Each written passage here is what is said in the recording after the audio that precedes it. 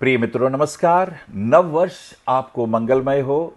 जी हाँ, जनवरी का महीना सन 2016 वृषभ राशि वालों के लिए ये महीना कैसा रहेगा, क्या क्या खुश खास बातें जो आपको सुख देंगी, अपना मकान बनेगा, बिजनेस पॉइंट ऑफ व्यू से कितनी प्रॉस्पेरिटी होगी, अगर आप एस्ट्रोलॉजर हैं तो कितना लाभ होगा, देश विदेश की यात्राएं कैसी होंगी, विवाह के दृष्टिकोण से, आइए ये बातें करते हैं।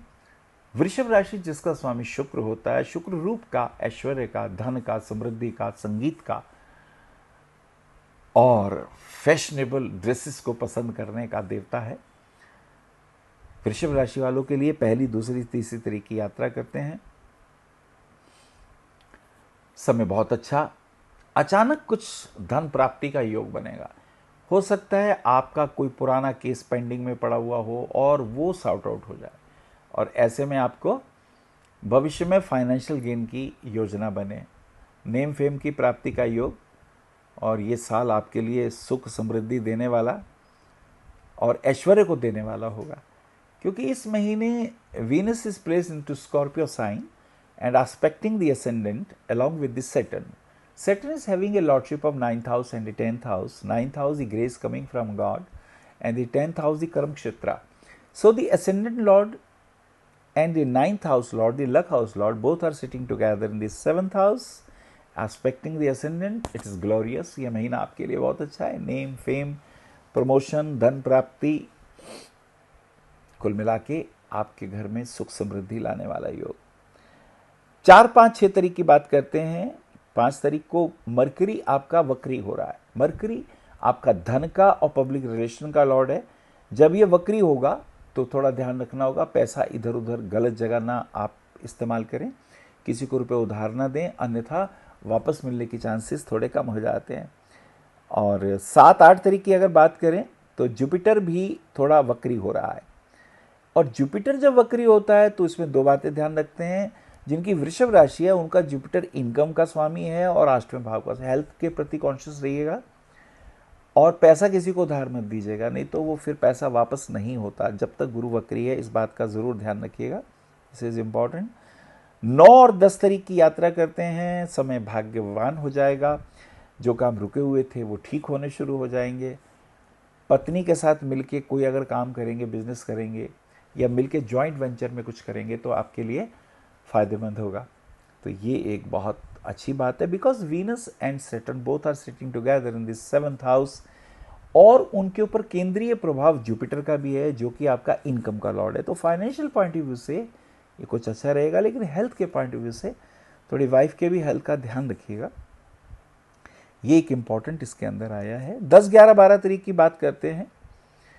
अच्छा समय है, ऑफिस में समय अच्छा गुजरेगा। कुछ नए प्रोडक्ट्स, कुछ काम के ऊपर बातें, अगर कहीं एडवर्टाइजिंग से या फिल्म जगत से जुड़े हुए हैं तो कहीं हो सकता है कोई नई फिल्म लॉन्च करनी हो या कोई नए सीरियल की बात कर रहे हों तो लाभ होने वाला है। और अगर पॉलिटिक्स की बात करें तो उसके अंदर भी कुछ नए समीकरण बनेंगे, अच्छे दोस्त मिलेंगे, समय अच्छा जाएगा। इसमें लाभ होने के चांसेस भी दिखाई दे रहे हैं। 13 और 14 तारीख की यात्रा करते हैं। सूर्य का मकर राशि में प्रवेश हो जाता है। Now sun is entry into Capricorn sign. Sun is having a lordship of 4th house and place in the 9th house, the luck house. जब सूर्य शनि की राशि में प्रवेश करता है तो एक बात ध्यान रखते हैं, जो निम्न हारा वर्ग के लोग होते हैं उनके साथ पॉजिटिव एटीट्यूड रखिए, उनसे आपको लाभ मिलेगा। This is important. और पिता की हेल्थ का भी थोड़ा हमें ध्यान रखना होगा। 15, 16, 17 तारीख की बात करें तो 16 तारीख को 14 तारीख की खास बात यह है कि सूर्य मकर राशि में आता है, उसे मकर संक्रांति कहते हैं। उत्तरायण का भी प्रभाव, यानी शुभ दिन की शुरुआत, तो ये एक बहुत शुभ दिन है। और 15 और 16 तारीख की अगर हम यात्रा करते हैं तो संक्रांति वाले दिन कहते हैं, आज के दिन भीष्म पितामह ने उत्तरायण में आके अपने शरीर का, अपने प्राणों का विसर्जन किया था। कहते हैं उत्तरायण में जो व्यक्ति शरीर छोड़ता है सीधा स्वर्ग जाता है, ऐसा हिंदू ग्रंथों में, शास्त्रों में उल्लेख आता है। 17, 18 तारीख की यात्रा करते हैं। शुक्र का धनु राशि में प्रवेश हो जाता है। वीनस जो कि एसेंडेंट लॉर्ड है, जब वो 8th हाउस में जाएगा, 8th हाउस खोजबीन का है, रिसर्च का है, लेकिन थोड़ा हेल्थ का भी हमें ध्यान रखना होगा, हेल्थ कॉन्शियस भी होना होगा। लेकिन अगर आप कोई रिसर्च कर रहे हैं तो उसमें कोई विशेष उपलब्धि भी हो सकती है, because 8th house Lord Jupiter is expecting the Venus and is own Sagittarius house. तो कोई खोजबीन कर रहे हैं, रिसर्च कर रहे हैं, उसमें कुछ नई चीज़ों की प्राप्ति होगी। और चारित्रिक दृष्टिकोण से देश को आगे बढ़ाने के लिए संकल्प लेते हुए आप कुछ निर्णय भी करेंगे, कुछ मोटिवेट भी करेंगे लोगों को। ये एक बहुत अच्छा इसके अंदर आशीर्वाद आपके लिए। 20, 21, 22 तारीख की बात करते हैं। 20 को पुत्र एकादशी व्रत है, 21 को प्रदोष व्रत है। प्रदोष व्रत में भगवान शिव का रुद्राभिषेक करने से प्रभु की कृपाएं प्राप्त होने लगती हैं। 22, 23, 24 तारीख की यात्रा करते हैं। 22 को नेताजी सुभाष चंद्र बोस की जयंती है। जी हाँ, उन्होंने एक फौज का निर्माण कर लिया था देश को आज़ाद करने के लिए। आज़ाद हिंद फौज उसका नाम था। लगभग 60,000 के लगभग उसके बीच में वीरों की भी उपस्थिति दर्ज करवाई थी। सुभाष चंद्र बोस को प्रणाम करते हुए आगे चलते हैं। 23, 24, 25 तारीख की 23 की पौष मास की पूर्णिमा है।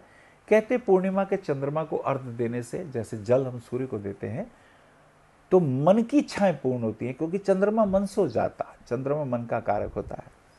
तो ये एक विशेष बात मैंने कहा आपसे शेयर करूं। 24, 25 तारीख को बुध जो है वो मार्गी हो जाते हैं। जब बुध मार्गी होते हैं तो फाइनेंशियल एटीट्यूड पॉजिटिव होने लगते हैं। ये एक विशेष बात है। अगर पैसे कहीं फंसे हो तो मांगिए, मिलने के योग बन जाएंगे। 26 तारीख को भारतीय गणतंत्र दिवस 67वां।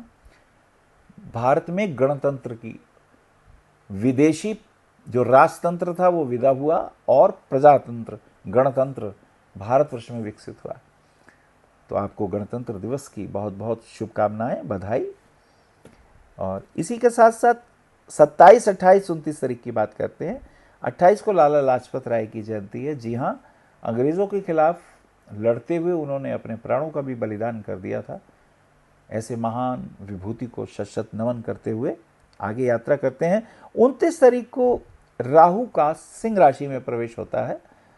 अभी राहु कन्या में है लेकिन अब सिंह राशि में आएंगे और केतु भी कुंभ में आ जाएंगे। ये वक्र गति से चलते हैं। तो कुछ अचानक परिवर्तन जॉब में दिखाई देंगे, आपके कार्य करने के ढंग में दिखाई देंगे, आपके जो एटीट्यूड हैं बिजनेस के उसमें परिवर्तन होंगे और ये अच्छे के लिए होगा। इसमें देश विदेश की यात्राएं भी होंगी। आप बहुत अच्छे ढंग से लोगों में अपनी मन की बात कह पाएंगे, ये भी दिखाई देगा। 30, 31 तारीख की यात्रा करते हैं। थोड़ा स्वास्थ्य के लिए ध्यान रखिएगा, वाइफ की हेल्थ का ध्यान रखिएगा। और वृषभ राशि वालों के लिए नीलम रतन बहुत भाग्यशाली है। इसे 20 की उंगली में पहने। हीरा रतन गले में पहन लें तो बहुत सुंदर है, कान में भी पहन सकते हैं। और पन्ना रतन की रिंग फिंगर में या सबसे छोटी वाली उंगली में धारण करिए। कुल मिला के ये वर्ष आपके लिए स्वास्थ्य के लिए थोड़ा ध्यान रखना होगा। हस्बैंड वाइफ के रिलेशन में कटुता का ध्यान रखना है, लड़ाई झगड़ों से बचना है। बिजनेस की प्रॉस्पेरिटी देखी गई है और कुछ निर्णय लेने में आप ये करूं या ना करूं ऐसे दो भाव भी दिखाई देंगे, लेकिन उसके बाद ये बहुत पॉजिटिव होना शुरू हो जाएगा। विवाह के दृष्टिकोण से भी अगर काम अटके हुए हैं तो इस महीने से कुछ पॉजिटिव होना शुरू हो जाएगा। हो सकता है फिर नेक्स्ट मंथ से ये बहुत अच्छा हो जाए और आपकी मनोवांछित जो इच्छाएं हैं वो भी पूर्ण हो जाए। तो वृषभ राशि वालों के लिए ये वर्ष एक बार फिर से बहुत बहुत शुभ और मंगलमय हो। नमस्कार। आप आचार्य श्री अनिल वत्स जी के ज्योतिष व ध्यान संबंधी प्रोग्राम www.astroanilvats.com व मासिक राशिफल YouTube पर भी देख सकते हैं। विशेष जानकारी के लिए संपर्क करें भविष्य कथन VE 279 गली नंबर 6 हरिनगर न्यू दिल्ली 110064। हमारे फोन नंबर है 9891739999 और 9818189993 और 8860006030 और 9810880002। हमारी वेबसाइट है www.bhavishyakathan.org। ईमेल है acharyaanilvats@gmail.com। अपॉइंटमेंट के लिए संपर्क करें सुबह 11 बजे से शाम 6 बजे तक।